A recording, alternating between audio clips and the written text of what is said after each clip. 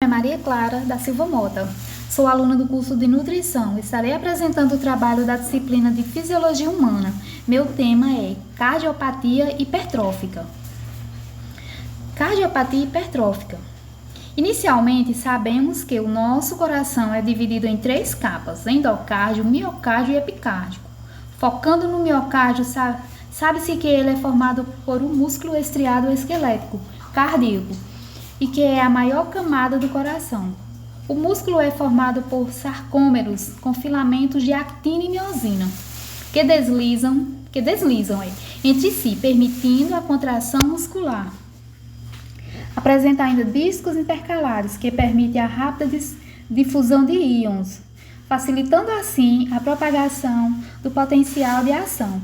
Desta forma, quando uma célula é exercitada, todas as outras rapidamente também serão, formando um sincício. Assim entramos no conceito. O que são miocardiopatias?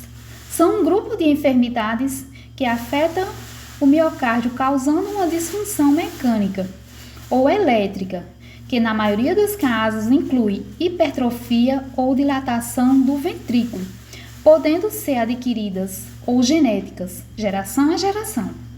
Podemos dividir as miocardiopatias em 2 grupos, sendo primárias e secundárias. As primárias afetam primariamente o coração, ou seja, se limitam ao coração. Já as secundárias são reflexos de alterações sistêmicas. No grupo das miocardiopatias primárias encontram-se a seguinte classificação: genéticas, a qual focaremos com o nosso assunto, miocardiopatia hipertrófica, as mistas e as adquiridas. Então, o que é miocardiopatia hipertrófica? É uma doença que causa o crescimento do músculo cardíaco para dentro da cavidade, ou seja, é uma enfermidade cardíaca primária por uma hipertrofia ventricular esquerda, pelo engrossamento do músculo do coração, o miocárdio, fazendo com que seja mais difícil para o coração bombear o sangue. No caso, é o aumento também da espessura do tabique interventricular, enchimento diastólico insuficiente, arritmias cardíacas, e em cerca de 1,3 dos acometidos causa obstrução no fluxo de saída do ventrículo esquerdo para a artéria aorta. Fisiopatologia.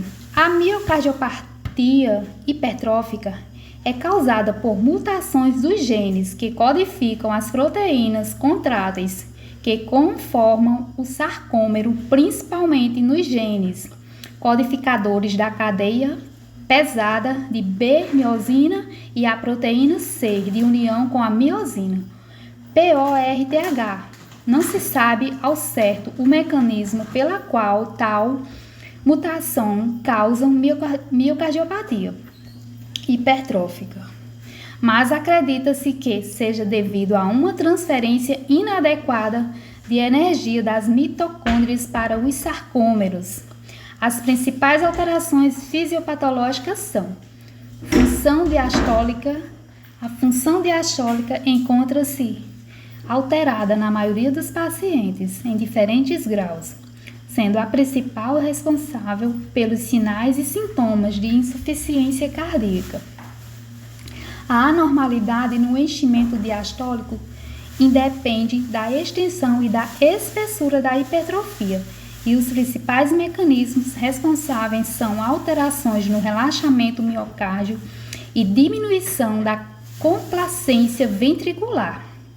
As alterações do relaxamento miocárdio se devem a desarranjo dos miocitos, anormalidades da cinética do cálcio intracelular, distorção da geometria ventricular, isquemia miocárdica e alterações da velocidade e sincronia da repolarização, a redução da complacência do VE e se deve à fibrose e desarranjo celular, prolongamento e assincronismo do relaxamento e alterações na geometria ventricular, obstrução na via de saída do ventrículo esquerdo, VSVE, Desde as descrições iniciais do cardiomiopatia hipertrófica, a característica que chama a atenção é o gradiente pressórico na via de saída do ventrículo esquerdo.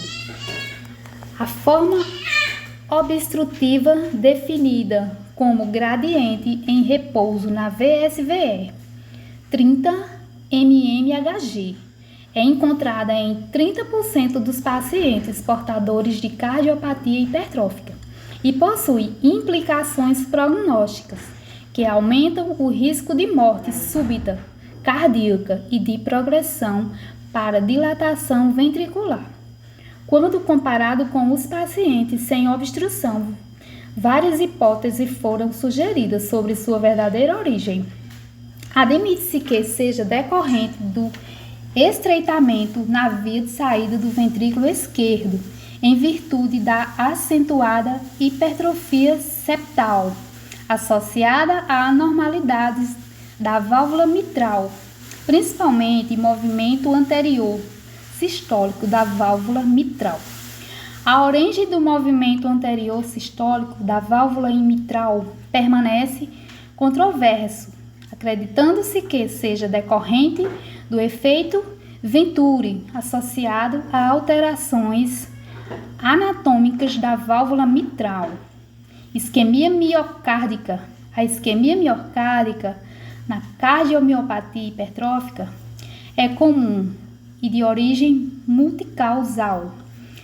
Está relacionada a vários mecanismos fisiopatológicos que atuam de forma isolada ou sinérgica e são responsáveis pelo sintoma de angina, encontrado em 50% da população portadora da doença são eles: aumento excessivo da massa muscular, com consequente aumento da demanda de oxigênio pelo miocárdio, estrutura microvascular coronariana insuficiente em relação ao aumento da massa ventricular, elevação das pressões diastólicas ventriculares e compressão microvascular, diminuindo o fluxo sanguíneo, principalmente na região subendocárdica, espessamento das paredes das artérias coronárias, com diminuição do lumen arteriolar.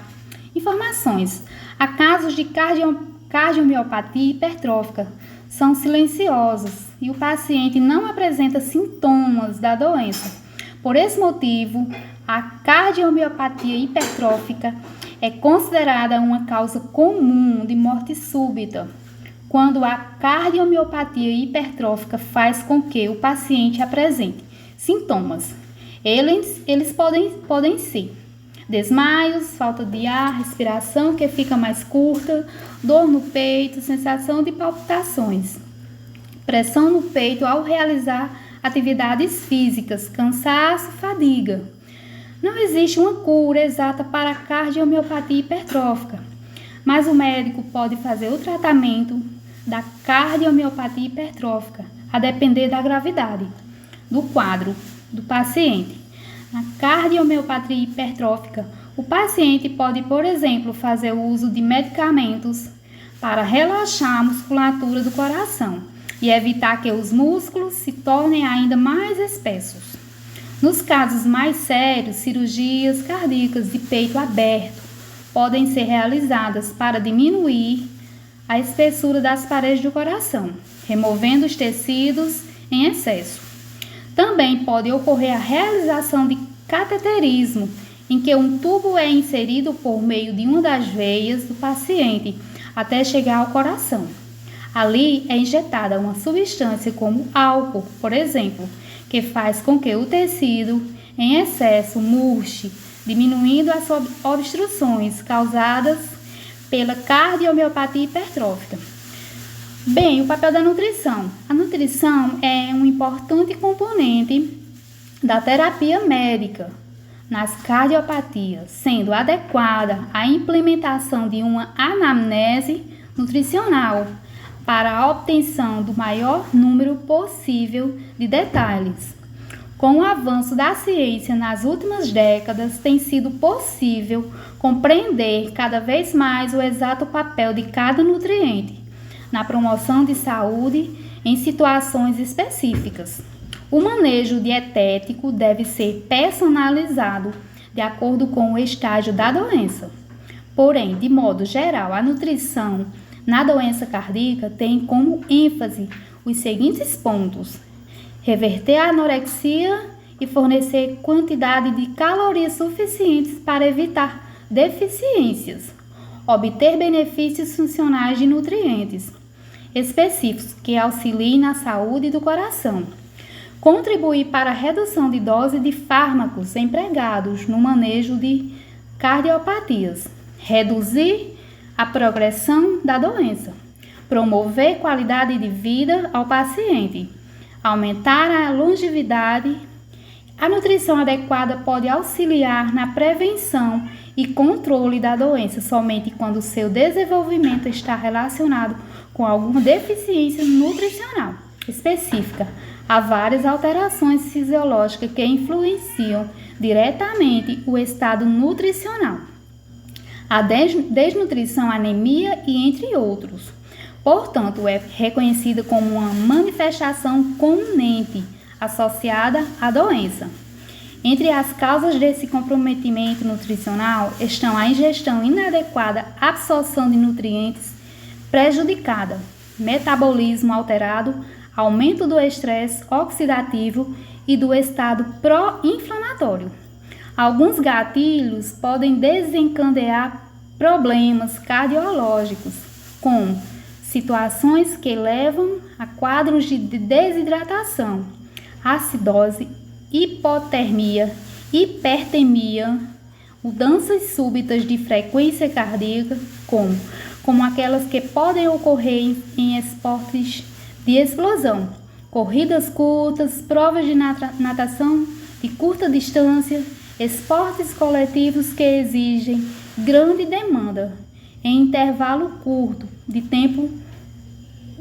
Por exemplo, todas essas situações podem facilitar a ocorrência de isquemia miocárdica, dano na perfusão do músculo cardíaco pelas artérias coronárias, desbalanço simpático vagal, mudanças súbitas e intensas de frequência cardíaca e da pressão arterial, desequilíbrios hidroeletrolíticos, variação significativa da concentração de eletrolitos no sangue, tais como sódio, potássio e magnésio, e em casos mais graves, a morte súbita. Métodos antropométricos e bioquímicos têm sido utilizados para avaliar o estado nutricional de cardiopatas. Porém, como não há um método padrão ouro, o emprego de diversos parâmetros é recomendado para conseguir uma impressão geral da existência ou não de comprometimento nutricional. Como identificar as repercussões nutricionais em pacientes associados à miocardiopatia.